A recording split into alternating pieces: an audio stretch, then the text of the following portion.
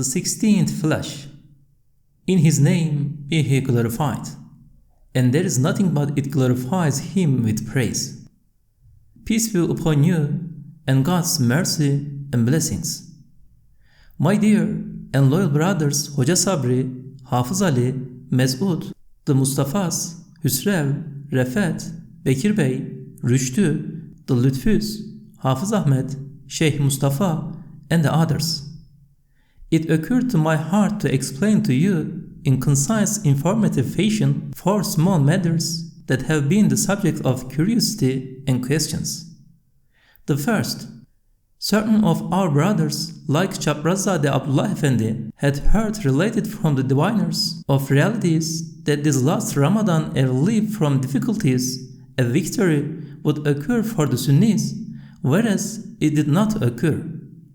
Why do such people of sanctity and illumination make predictions that are contrary to reality? They asked me, and a summary of the reply I gave them, with which I was inspired, is this. It says in a hadith, sometimes a calamity is visited on a person, but if it meets with almsgiving, it is repelled. The underlying meaning of this hadith shows that while appointed events are going to come to pass under certain conditions, they do not occur. That is to say, the appointed events of which the people of illumination are aware are not absolute, but restricted by certain conditions. If the conditions are not fulfilled, the event does not occur. However, the event, like the appointed hour of death, which is suspended, is written and determined in the tablet of appearance and dissolution, which is a sort of notebook of the pre-eternal tablet. It is only extremely rarely that illuminations penetrate as far as the pre-eternal tablet. Mostly they cannot rise that far. In consequence, predictions made as a result of interpretations or illuminations this last Ramadan and feast of sacrifices or at other times that do not occur because the conditions on which they were dependent were not fulfilled, do not give the lie to those who told of them. For they were determined, but did not come about because the conditions were not fulfilled. Yes, the sincere prayers of the majority of the Sunnis that innovations in the month of Ramadan be abrogated formed a condition, an important reason. But since innovations had entered the mosques in Ramadan, they hindered the acceptance of the supplications and the relief did not arrive. Just as in accordance with the above hadith, almsgiving repels calamities, the sincere supplications of the majority attract a general release from troubles. Since the power of attraction was not formed, the victory was not given. Second curious question. The last 2 months, there has been a lively political situation in the face of which some attempt should have been made to alleviate conditions both for myself and the brothers with whom I am connected. While there was a strong possibility that this could have been achieved, I attached no importance to the situation and on the contrary, had an idea in support of the worldly who oppress me. A number of people were astonished at this. They said, "What do you think about the policies followed by those at the head of these innovators and in part dissembling people who torment you so that you do nothing to them?" A summary of my reply is as follows. The greatest danger facing the people of Islam at this time is their hearts being corrupted and belief harmed through the misguidance that arises from science and philosophy. The sole solution for this is light. It is to show light so that their hearts may be formed and their belief saved. If one acts with the club of politics and prevails over them, the unbelievers descend to the degree of dissemblers. And dissemblers are worse than unbelievers.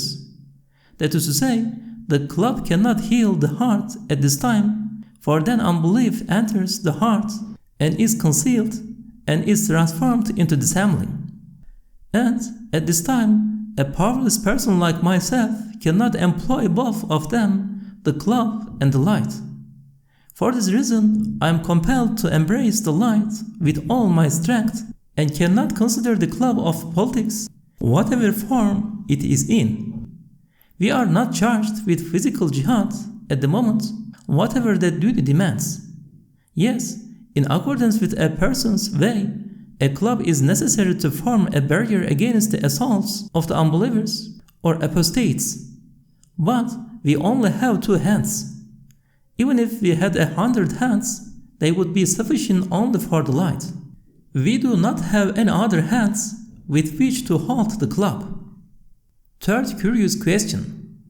Why do you violently oppose war, although with foreign forces like the British and Italians interfering in the government recently, it would have excited Islamic zeal, the true point of support and source of moral strength of this country's government, and been a means to an extent of reviving the merits of Islam and repulsing innovations? Why have you offered prayers for its being settled by peaceful means and come out fervently in support of innovators' governments? Is this not indirect support of innovations? The answer: we want relief, release, happiness, and victory, but not with the sword of the unbelievers. Let their swords be the end of them. We are not in need of any advantage proceeding from them. In fact, it is those obstinate Europeans who have set the dissemblers to pester the people of belief and have raised the atheists. As for the calamity of war, it would cause great harm to our service of the Qur'an. The majority of our most valuable, self-sacrificing brothers are under the age of 45 and would be forced because of war to leave their sacred service of the Qur'an and enroll in the army. If I had the money, I would gladly pay the 1,000 liras necessary to exempt each of such valuable brothers from military service. With hundreds of my valuable brothers leaving the Qur'anic service of the Risale-i Nur and laying hands on the club of physical jihad, I feel a loss in myself of 100,000 liras. These 2 years of Zekai's military service even have caused perhaps 1,000 liras of his immaterial profit to be lost. Anyway, like the one powerful over all things, sweeps and cleans in a minute the atmosphere filled with clouds and shows the shining sun in clear skies, so he may dispel these black, merciless clouds and show the truths of the Sharia like the sun and give them without expense or trouble. We await it from his mercy that he will not sell them to us expensively. May he give intelligence to the heads of those at the top and belief to their hearts. That would be enough. Then matters would put themselves to rights. Fourth curious question. They ask, since what you hold in your hand is light, not a club, and light may not be objected to, nor fled from, nor can harm come from showing it, why do you advise caution to your friends and prevent them showing many light-filled parts of the Risale-i Nur to people? A brief reply to the question is this: the heads of most of those at the top are drunk, and they cannot read them. And even if they do read them, they cannot understand them, they give them the wrong meaning and interfere. They should not be shown them until they come to their senses, lest they interfere.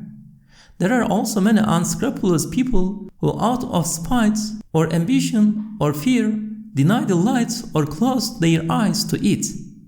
Therefore, I advise my brothers to be cautious and not to give the truth to those who are unfit or the things which excite the suspicions of the worldly. Note: an anecdote about an event that could have led to something serious. Yesterday morning, the son-in-law of one of my friends came to me. Joyfully, as one bearing good news, he said to me, "They have printed one of your books in Sparta, and a lot of people are reading it." I replied, "That prohibited one hasn't been printed. A number of copies have been obtained by means of a hectograph, about which the government can say nothing." And I added, "Be careful not to say anything about this to those 2 dissemblers, your friends. They are looking for something to use as a pretext." My friends, the man was the son-in-law of one of my friends, and in that connection may also be thought of as my friend, but because he is the Berber, he is the friend of the unscrupulous teacher and dissembling district officer. One of our brothers apparently said something there without being aware of it, so it was a good thing that he came first and told me about it. I warned him, and anything untoward was foretold. And behind this screen, the duplicating machine published thousands of copies. Conclusion. Today, I received a letter from Rafat Bey. In connection with his question about the prophets, upon whom the blessings and peace, beard, I say this. It is established by hadith that the number of hairs from the blessed beard of the noble messenger, upon whom the blessings and peace, was small.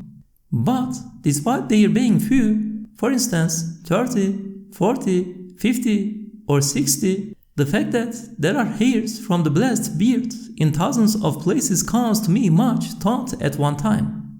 It occurred to me then that what is known as his blessed beard consists not only of its hairs, but also the hair of his blessed head, which the companions, who neglected nothing, preserved when he cut it. His luminous, blessed hair, which would be preserved forever, numbered thousands and may be equal to what is now extant. I also wondered at that time whether or not it was established with sound documentary evidence that the hair found in all mosques was the messenger's, upon whom the blessings and peace, hair, so that it was acceptable to visit it. Then it occurred to me that it was the cause of visits and of benedictions being uttered for the noble messenger, upon whom the blessings and peace, and his being venerated and loved, and thus was not looked at for what it actually was. Therefore, even if the hair was not truly from the messengers, upon whom the blessings and peace, blessed beard, since it was held to be so because of its appearance, and it functioned as a means of veneration, regard, and benedictions, it did not have to be authenticated. So long as there was no definite evidence to the contrary, that was sufficient. For generally held opinions and the acceptance of the Islamic community count as a sort of proof. If some of the pious object to such matters on grounds of fear of God, or caution, or resolution, they do so in particular cases. And if they say it is an innovation, it should be included among commendable innovations, for it is a means of benedictions for the Prophet, upon whom the blessings and peace, being recited. Rafat Bey said in his letter that the matter had led to an argument among the brothers. I advise my brothers that they do not argue in such a way as to cause differences and conflict. They should grow accustomed to discussing things as an exchange of ideas without arguing. In his name be he glorified, and there is nothing but it glorifies him with praise. Peace be upon you and God's mercy and blessings. My dear and loyal brothers from Samarkand, İbrahim, Şükrü, Hafız Bekir, Hafız Hüseyin, Hafız Recep Efendi. The atheists have for a long time objected to the three matters you sent with Hafız Tevfik. The first, according to the explicit meaning of the verse, until when he reached the setting of the sun, he found it set in a spring of murky water. He saw the sun setting in a hot, mud spring. The second, where is the barrier of Zulkarnain? The third, this is about Jesus, upon whom be peace, coming at the end of time and killing the Dajjal. The answer to these questions are lengthy, so indicating them briefly we say this. Since the verses of the Qur'an express matters in accordance with the styles of Arabic, in conformity with apparent meanings, in a way everyone will understand, they frequently explain things in the form of metaphors, allegories, and comparisons. So, to consider the verse, set in a spring of murky water, Zulkarnain saw the sun setting on the shores of the Atlantic Ocean, which appeared to be a boiling, muddy spring, or in the fiery, smoking crater of a volcano.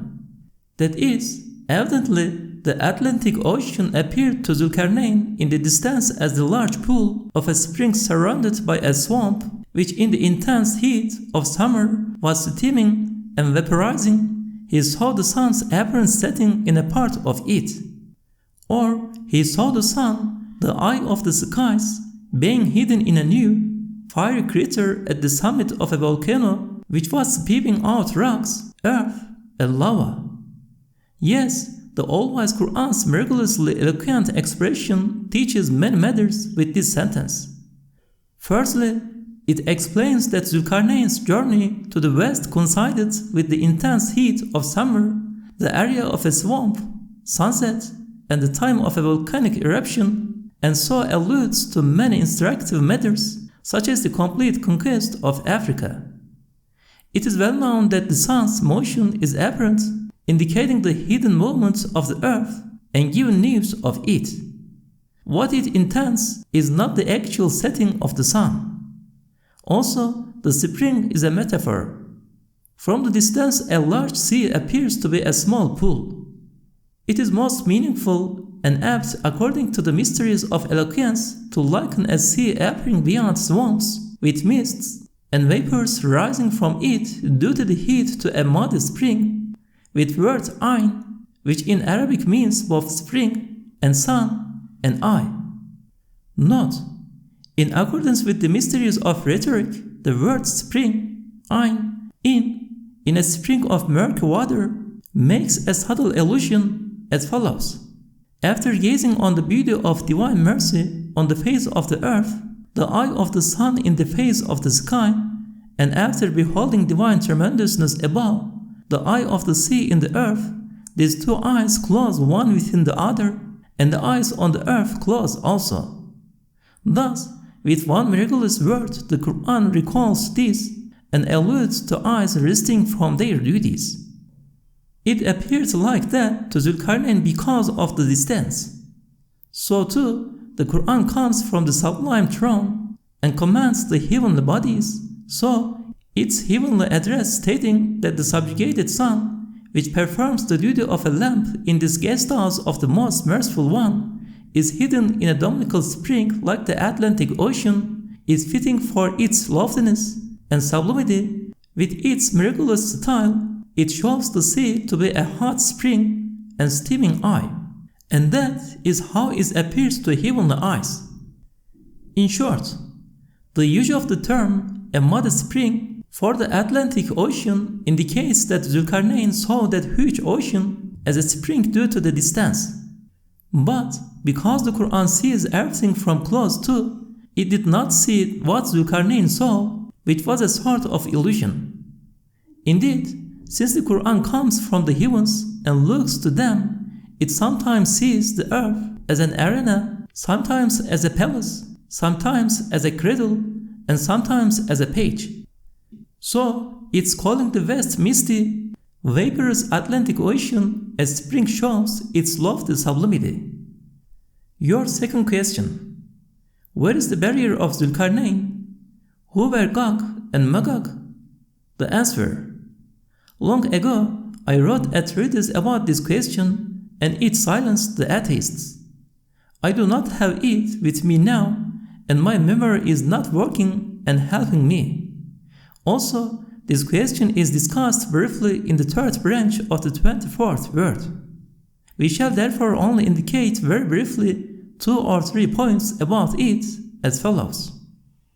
According to explanations given by investigative scholars, and as indicated by the title Zulkarnain, names beginning with the suffix Zu, like Zul Yazan, were used by the kings of Yemen, so this Zulkarnain was not Alexander the Great. He was one of the kings of Yemen who lived at the time of Abraham, upon whom be peace, and received instruction from Khizr. Alexander the Greek lived approximately 300 years before Christ and was taught by Aristotle. Human history goes back in regular fashion approximately 3,000 years. This deficient and short view of history is not accurate concerning pre-Abrahamic times. It continues back either as superstition or as denial or in very abbreviated form. The reason the Zulkarnain of Yemen was since early times in Qur'anic commentaries known as Alexander was either because it was one of his names and he was Alexander the Great or the Alexander of ancient times, or else the following. The particular events mentioned in Qur'anic verses are the types of universal events. Thus, through his prophetic guidance, Alexander the Great, who was Zulkarnain, built a barrier between some peoples, oppressors and oppressed, and built the famous Great Wall of China to prevent the raids of those cruel enemies. Similarly, many powerful kings and world conquerors like Alexander the Greek followed in the path of Zulkarnain materially, while the prophets and spiritual poles, who are the kings of man's spiritual world, followed him in spiritual matters and guidance. They built barriers between mountains, one of the most effective means of saving the oppressed from oppressors, and later constructed strongholds on mountain peaks. Note, there are numerous artificial barriers on the face of the earth that with the passing of time have taken on the appearance of mountains or have become unrecognizable. They founded this themselves through their material power or through their guidance and planning. Then they built walls surrounding towns and citadels inside the towns, and finally they made machine guns and dreadnoughts which were like mobile citadels. The most famous barrier on earth, the Great Wall of China, covers a distance of several days journeying and was built to halt the incursions against the oppressed peoples of India and China of the savage tribes known in the Qur'an as Gog and Magog, and otherwise known as the Mongols and Manchurians. These tribes several times threw the world of humanity into chaos. Pouring out from behind the Himalayas, they brought destruction from east to west. A long wall was built between two mountains close to the Himalayan mountains, which for a long time prevented the frequent assaults of those savage peoples, and barriers were also built through the efforts of the kings of ancient Persia, who resembled Zulkarnain in the mountains of Caucasia in the region of Derbent, to help the inroads of the plundering and pillaging Tatar peoples. There are very many barriers of this sort. Since the all-wise Qur'an speaks with all mankind, it mentions what is apparently a particular incident and recalls all events similar to it. It is from this point of view that the narrations differ concerning the barrier and Gog and Magog, as well as the writings of the Qur'anic commentators about them. Furthermore, the all-wise Qur'an switches from one event to another distant one due to the association of ideas. The person who fails to think of these associations poses the two events to be close in time. Thus, the Qur'an's predicting the end of the world from the destruction of the barrier is not because the two events are close in time, but to make two subtle points connected with the association of ideas. That is, the world will be destroyed just as the barrier will be destroyed. Also, just as mountains, which are natural divine barriers, are firm and will be destroyed only at the end of the world, so the barrier is firm as a mountain and will be leveled to dust only at the destruction of the world. Even if it suffers damage from the assaults of time, it will mostly remain intact.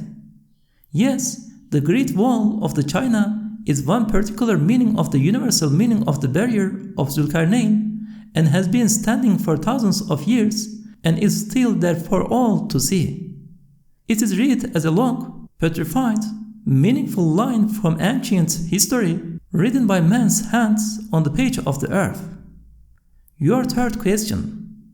Brief replies concerning Jesus, upon whom be peace, killing the Dajjal are found in both the first and the 15th letters, which should suffice you. In his name, and there is nothing but it glorifies him with praise. Peace be upon you and God's mercy and blessings. My dear, self-sacrificing, loyal, conscientious brothers, Hoca Sabri and Hafız Ali.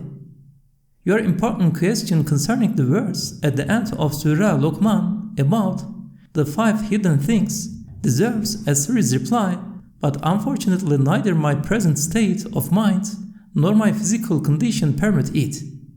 I shall allude only very concisely to 1 or 2 points your question touches on. Your question indicates that atheists who have deviated from the true path of religion have made objections and criticisms concerning the time of rain falling and nature of the embryos in the womb from among the 5 hidden things. They have said, instruments in the observatory can discover when rain is to fall, so someone other than God knows. Also, the sex of embryos can be learned by means of X-rays. This means it is possible to learn the 5 hidden things. The answer: the time rain falls is tied not to any law, but directly to divine will. One instance of wisdom in its appearance from the treasure of mercy being dependent on a particular divine wish is as follows.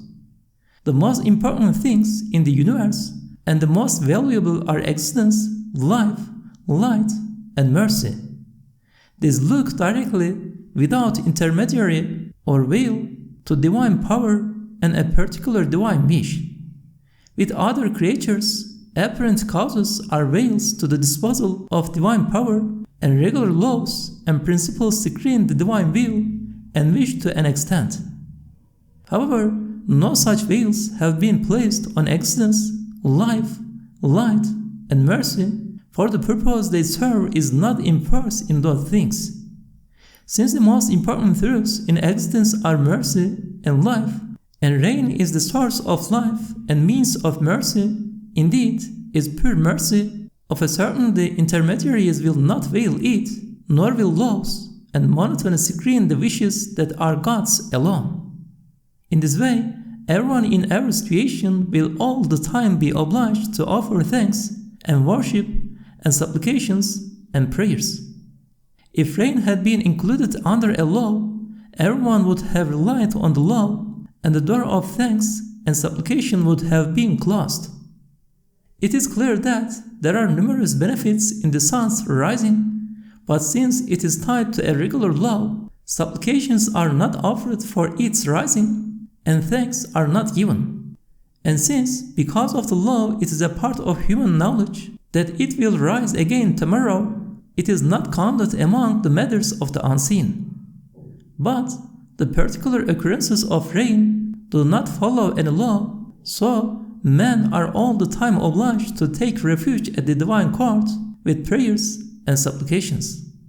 Human knowledge has been unable to specify the times of precipitation, and men therefore consider it a special bounty proceeding from the treasure of mercy alone, and truly offer thanks. In consequence, the verse includes the time rain falls among the 5 hidden things. Deducing the preliminaries of rain with instruments in observatories and specifying the times of precipitation is not knowing the unseen, but knowing by studying some of its preliminaries when it has emerged from the world of the unseen and drawn close to the manifest world. When the most hidden events of the unseen occur, or when they are close to occurring, they may be perceived through a sort of premonition. But that is not knowing the unseen, but knowing that something exists or is close to existence. In fact, I sometimes perceive the rain 24 hours before it arrives due to a sensitivity in my nerves. That is to say, the rain has preliminaries, forerunners. They make themselves felt through a sort of dampness, making it known that rain is to follow. Just like a law, the situation is a means of reaching matters that have left the world of the unseen, but not yet entered the manifest world. But to know when rain will fall that has not yet set foot in the manifest world, nor left through a particular divine wish, the treasure of mercy, is peculiar to the one all-knowing of the unseen. The second matter, learning by means of X-rays whether a child in the womb is male or female is not contrary to the meaning of the verse, and he who knows what is in the wombs, which refers to the unseen. For what is intended by the verse are the preliminaries of the child's particular capacity and the appointed course of its life, which it will require in the future, and even the wondrous stamp of the eternal besought one on its face. The child being known in this way is particular to the one all-knowing of the unseen. Even if 100,000 X-ray-like minds of man were to combine, they still could not discover its three features, each of which is a mark distinguishing the child from all the other members of the human race. So, how could they discover the non-physical features of its abilities, which are 100 times more wondrous than its physical features? We said at the beginning that existence, life, and mercy are the most important truths in the universe, and that the most important station is theirs. Therefore, one reason for the comprehensive truth of life looking with all its fine points and subtleties to the divine will and wish and mercy, which are particular to God Almighty, is this. Since life together with all its faculties is the source and means of thanks and worship, loves and monotony, which are a veil to God's will, and apparent intermediaries which screen His mercy, have not been placed on it. Almighty God has two manifestations in the physical and non-physical features of unborn children. One shows divine unity, oneness, and eternal besoughtedness, for the child testifies to divine unity by being similar to other human beings in respect of its basic members and human faculties. With this tone, it shoots out, "Whoever gave me these features and members is the maker of all human beings, for they resemble me in regard to basic members, and he is the maker too of all living beings." This tone of the child in the womb does not pertain to the unseen. It may be known since it follows a law and general rule and the species. It is a branch and tone of the manifest world that has entered the world of the unseen.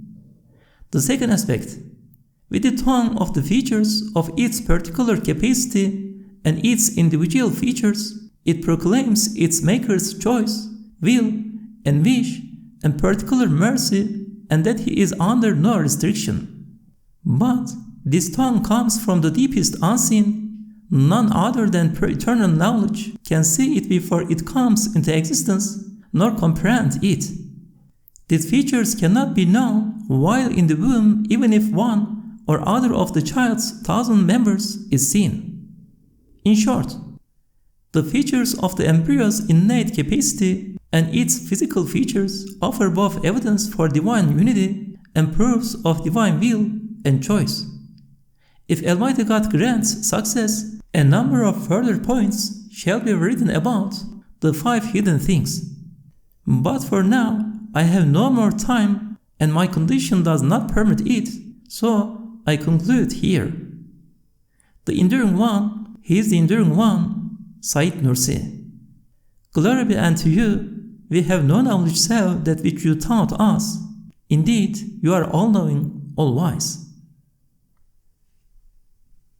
In His name be He glorified, and there is nothing but it glorifies Him with praise. My dear, loyal, curious brother Refet Bey, you ask in your letter about the 10 subtle faculties. It is not appropriate to give instruction in the Sufi way. At present, there are in any case the works about them written by the learned sheikhs of the Naqshbandi order. Our duty at the present time is to disclose mysteries, not to relate extant matters. Don't be offended, I can't give the details. I shall only say this much. Imam Rabbani defined the 10 subtle faculties as the heart, spirit, inner heart, sir, khafi, akhfa, and a faculty related to each of the 4 elements in man, and he discussed briefly the progress of one faculty in each stage of the spiritual journey. I, myself, observed that there are numerous subtle faculties in man's comprehensive disposition and vital potentialities, of which 10 have become famous. The philosophers and literalist scholars made those 10 faculties the basis of their theories in another form and called them the 5 external senses and 5 internal senses, these latter being the windows or samples of the 10 faculties. In fact, man's 10 subtle faculties, which are well known by both the learned and ordinary people, are related to the Sufis' 10 subtle faculties. For example, if such faculties as the conscience, nerves, emotions, intellect, desires, power of animal appetites, and power of anger are added to the heart, spirit, and inner heart, the 10 subtle faculties are shown in another way. There are many other faculties in addition to this, like the sense of premonition and various motive and appetitive powers. To expound this question completely would be very lengthy, and as I have little time, I am compelled to cut it short. As for your second question about the aspect of things which looks to themselves and the aspect which looks to their maker, Mana-i ismi and Mana-i harfi, they are explained at the start of all books on Arabic grammar. Moreover, there are ample explanations of them together with comparisons in the works of the science of reality called the words and letters. Further discussion would be superfluous for someone intelligent and exacting like yourself. If when you look at the mirror, you look at it for the glass, you will intentionally see the glass. Refat will strike the eye secondarily, indirectly. Whereas, if your purpose is to look at the mirror in order to see your blessed face, you will intentionally see lovable Refat. You will exclaim, "So blessed be God, the best of creators." The glass of the mirror will strike your eye secondarily and indirectly. Thus, in the first instance, the glass of the mirror is the meaning that looks to the thing itself, while Refat is its significative meaning. In the second instance, the glass of the mirror is the significative meaning, that is, it is looked at not for itself, but for another meaning, that is, the reflection. The reflection is the meaning which looks to the thing itself. That is, it is included in one respect in the definition, it points to a meaning in itself, while the mirror verifies the definition of its significative meaning, which is it points to the meaning of another. According to the Qur'anic view, all the beings in the universe are letters expressing through their significative meaning the meaning of another. That is, they make known the names and attributes of that other. Soulless philosophy for the most part looks in accordance with the meaning which looks to the thing itself and deviates into the bulk of nature. However, I do not have the time now for much talk. In fact, I cannot even write the final and easiest and most important part of the index. Convey my greetings to your study companions, in particular Hüsrev, Bekir, Rüştü, Lütfü, Şeyh Mustafa, Hafız Ahmet, Sezai, the Mehmets, and the Hojas. I pray for the blessed innocence in your household. The enduring one is the enduring one, your brother Said Nursi.